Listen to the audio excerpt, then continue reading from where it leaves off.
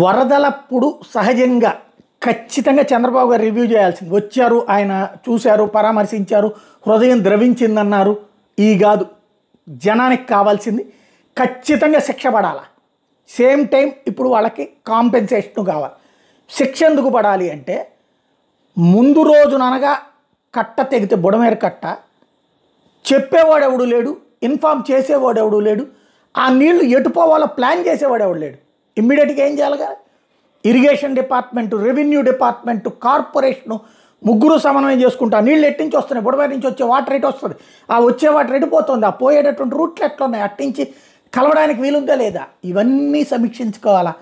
చకచక అదే సందర్భంలో ఆ ప్రాంతంలో ప్రజలను అలర్ట్ చేయాలా, అక్కడ వెంటనే బోట్లు తెప్పించి పెట్టాలా, ఆహారం రెడీ చేసి పెట్టాలా, అక్కడ ఉన్నటువంటి స్కూళ్ళల్లో రెడీగా అక్కడ ఉండడానికి మనుషులకు ఏర్పాట్లు చేయాలా. ఏం చేశారు, ఎవరు చేశారు, ఎవడు పట్టించుకోలేదే.